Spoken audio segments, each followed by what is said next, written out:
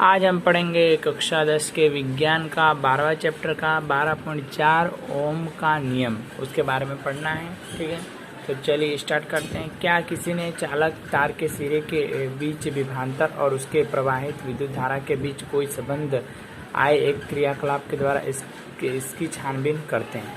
ठीक है, फिर क्या मतलब एक चालक जो चार होता है उसके बीच कोई विभवांतर है, किसी विद्युत धारा के उसके बीच में किस तरह से विद्युत धारा मतलब बिजली चलती है, उसके बारे में हमको क्या पढ़ना है। ठीक है, क्रियाकलाप 12.1 में देखें तो चित्र 12.3 में दिखाए अनुसार एक परिपथ तैयार कीजिए, मतलब कि एक बोर्ड तैयार करना, बिजली का जो बोर्ड होता है वो। इस पथ में लगभग 0.5 mm का लंबा निक्रोम का तार होना चाहिए। ठीक है, एक्स वाई 1 मीटर और वोल्टमीटर और 4 सेल, जिसमें से प्रत्येक 1.5 वोल्टेज का हो, ऐसा जोड़ दिया। निकॉन निकेल क्रोमियम मैग्नीशियम, ठीक है, आयरन की ये मिश्र धातु होगी, मतलब इसके क्या इस तरह से मिलाएंगे। तो इसमें आप देखें तो कैसे तार दिए 1 2 3 4 तार हैं। ठीक है, इस प्रकार से ये एम्पियर एक्स बाई आर, ठीक है, वोल्टेज, इसमें से बैटरी जोड़ेंगे। अभी पढ़ते हैं आगे तो और अच्छा समझ आएगा।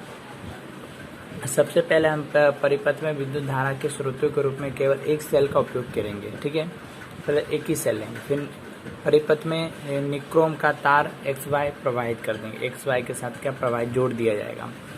वाली विद्युत धारा में के एमीटर के पाठ्यक्रम आई तार के सिर पीछे विभवांतर के लिए वोल्टेमीटर का पाठ्यक्रम वी लीजिए, इन्हें हम दिए सारणी में लिखे जाएंगे। इसके पश्चात परिपथ में 2 सेल जोड़े जाएंगे, जिसे निक्रोम के तार से प्रवाहित होने वाली विद्युत धारा। इसके लिए सिरों के बीच विभवांतर का मान ज्ञात करने के लिए एमीटर के वोल्टेमीटर का नोट करेंगे। वोल्टेमीटर जो है उसके साथ इसका क्या नोट करके लिखेंगे, मतलब कि क्या हो रहा है। उपरोक्त चरणों में पहले 3 सेल और फिर 4 सेलों के परिपथ में पृथक मतलब एक एक करके सेल जोड़ेंगे, एक एक करके सेल जोड़ेंगे तो बिजली क्या बढ़ती चली जाएगी और बल्ब जो होगा वो क्या तेज गति से जलेगा। ठीक है, विभवांतर का V तथा विद्युत धारा का I के प्रतिगुल के लिए अनुपात में V/I का परिकलन कीजिए। VI का बीच में ग्राफ खींचकर क्या उसके बारे में देखना है। और इस प्रकार से हम तीनों का चारों को हम एक एक बार क्या करेंगे और क्रियाकलाप करके चेक करेंगे कि क्या होता है। इस क्रियाकलाप में आप यह देखेंगे कि प्रत्येक प्रकरण में V/I का लगभग एक ही मान प्राप्त होता है। इस प्रकार के V-A ग्राफ के चित्र में हम दिखाए अनुसार मूल बिंदु के गुजरने वाली एक सरल रेखा होती है। इससे क्या होता है कि V/I का ये नियमित अनुपात होता है। और इसमें आप देख सकते हैं क्रियाकलाप में आपको इसके द्वारा ग्राफ में दिया कि क्या होगा, पहले 4 8 12 16 20 इस तरह, फिर 1 2 3 4 पेगा को धीरे धीरे क्या उसका पावर बढ़ता चला जाएगा, ऊपर की ओर क्या ग्राफ जाता हुआ दिखाई देगा।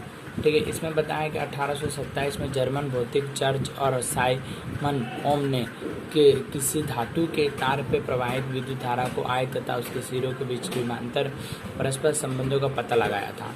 एक विद्युत धारा परिपथ में धातु के तार के 2 सिरों के बीच विभवांतर का उसमें भी प्रवाहित होने वाली विद्युत धारा के समान अनुपात होती है, परंतु तार का समान रहना चाहिए और इसमें ओम का नियम लागू पड़ता है। मतलब क्या कि तार समान होना चाहिए, बिल्कुल एक समान के तार होने चाहिए। क्योंकि कोई हल्का कोई मोटा तार होगा तो क्या उससे वो जल सकता है, शॉर्ट सर्किट हो जाती है इस प्रकार से। ठीक है, इसमें आगे हम देखें तो बताएं कि आपको V/I V/I चाहे VR इस प्रकार से दिए थे। समीकरण में किसी दिए गए एक धातु के लिए दिए गए ताप पर R1 नियंत्रित होता है, जिससे तार का प्रतिरोधक कहा जाए। किसी भी चालक तार का गुण है कि वह अपने प्रवाहित होने वाले अपशिष्ट के प्रवाह का विरोध करता है। प्रतिरोधक का ऐसा ही मात्रक ओम है। ग्रीक भाषा में मेगा से रूप में भी कहते हैं, जिसके ओम के नियम के रूप में जाना जाता है। इसको क्या मेगा कहा जाता है, मेगा के रूप में जाना जाता है। R बराबर V/I। यदि किसी चालक तार को 2 सिरे के विभवांतर के मतलब 2 भागों में बांटा जाता है, एक वोल्टेज हुई है तथा उसके 1 एम्पियर विद्युत धारा के लिए प्रवाहित होता है, जिसके लिए क्या होता है, चालक में प्रतिरोधक R चाहे 1 मेगा वोल्ट का क्या इसके अंदर यूज़ किया जाता है। तो इसमें क्या ओम के नियम के अनुसार वोल्टा/1 मीटर एम्पियर, तो ओम का नियम प्राप्त होता मतलब I बराबर V/R इस तरह का होगा। ठीक है, आगे हम देखें तो समीकरण में, तो समीकरण 12.7 के से स्पष्ट कीजिए कि किसी भी प्रतिरोधक से प्रवाहित होने वाली विद्युत धारा उसके प्रतिरोधक का व्युत्क्रम होते हैं। यदि प्रतिरोधक में 2 गुना हो जाए तो विद्युत धारा आधी रह जाती है। प्रवाह में कई बार किसी भी विद्युत धारा परिपथ में विद्युत धारा को घटाना अथवा तो बढ़ाना आवश्यक होता है। ठीक है, उसको कभी घटा सकते हैं चाहे बढ़ा सकते हैं। स्रोतों के वोल्टा के बिना कोई परिवर्तन किए परिपथ की विद्युत धारा को नियंत्रित करने के लिए उपयोग में किए जाने वाले अवयव को परिवर्तित प्रतिरोधक, मतलब जितने भी अवयव होते हैं उसके अंदर जब परिवर्तन होते रहते हैं, मतलब विद्युत धारा में परिवर्तन दिखते रहते हैं। किसी भी विभवांतर के परिपथ में प्रतिरोधक परिवर्तन करने के लिए प्राय एक युक्तियों का उपयोग करते हैं जिसकी धारा नियंत्रित करते हैं।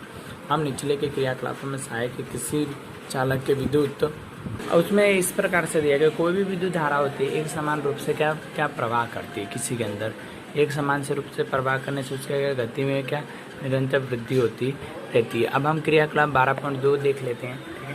तो इसके अंदर एक निकोन का तार, एक टॉर्च, एक बल्ब, एक 10 वोल्टेज का बल्ब तथा एक एम्पियर वाला -0.1 का और प्लग, कुंजी तथा क्या कुछ संयोजक लेंगे। अब 4 शुक्र सेल लेंगे, मतलब सेल लेना है श्रेणी में, एक साथ श्रेणियों में क्या उसको जोड़ देना है।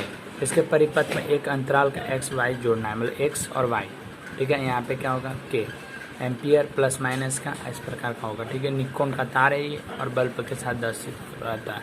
ठीक है, तो आगे देखें तो निरंतर x y से निकोन का तार जोड़कर परिपथ के पूरी कीजिए। परिपथ में हमको पूरी तरह करना है और कुंजी लगाए।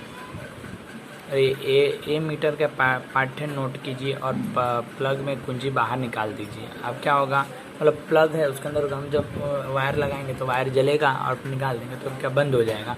ठीक है, निकोन के तार के स्थान पर अंतराल एक्स वाई का टॉर्च बल्ब की परिस्थिति को जोड़ेंगे। एम्पियर के पट्टे लेकर के बल्ब से प्रवाहित करना, उसका बल्ब हमको क्या प्रवाहित करना है।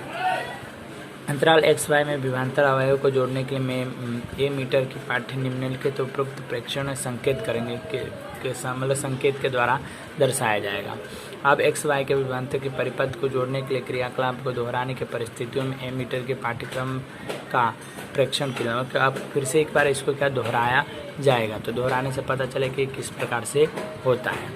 ठीक है, अभी आगे देखें तो इस क्रियाकलाप में हम यह अवलोकन करते हैं कि विभिन्न विभवायों के लिए विद्युत धारा विभिन्नता है। यह विभिन्न क्यों है? कुछ अवयवों के विद्युत धारा के प्रवाह के लिए सरल पथ प्रदान करना, सरल रूप से क्या प्रदान होता है। और ये जब हम अन्य के प्रवाहों का विरोध करते हैं तो हम यह जानते हैं कि इलेक्ट्रॉन की किसी भी परिपथ की गति के कारण परिपथ में कोई विद्युत धारा बनती नहीं है, मतलब कोई भी विद्युत धारा ऐसे बनेगी नहीं, ठीक है, अलग तरीके से। तथापि चालक के भीतर इलेक्ट्रॉन गति होती है, संपूर्ण में ये स्वतंत्र नहीं होते, मतलब खुले तार नहीं होते जिनके परमाणु के बीच की गति करते हैं और उन्हें आकर्षण बल के से गति नियंत्रित की जाती है। इस प्रकार के किसी भी चालक को होकर इलेक्ट्रॉन की गति उसके प्रतिरोधक द्वारा मंद होती है, मतलब कि क्या अगर रोका जाए तो क्या गति मंद हो जाती है, मतलब जैसे हम आप लोग पंखे में देखते होंगे कम किया जाए तो कम ज़्यादा, इस तरह से क्या गति कम या ज़्यादा की जाती है। यदि एक अच्छा चालक तार होता है तो वह चालक में पर्याप्त प्रतिरोधक लगता है, जैसे प्रतिरोध कहलाता है, जैसे सर्व साइन का अवयव के उच्च प्रतिरोधक लगते हैं। हीन चालक तार कहलाता है जिसमें सामान्य सहायक विद्युत रोधक होता है, मतलब कि अच्छी तरह जो प्रतिरोधक हो उसका अच्छा प्रतिरोधक मतलब प्रतिरोधक कराता है। और जो हीन होता है मतलब कि खराब तार होता है उसके अंदर क्या होता है, बिजली अच्छी तरह से प्रवाह कर पाती नहीं है। आज के लिए हम इतना पढ़ेंगे, आगे के लेक्चर में हम कल पढ़ेंगे।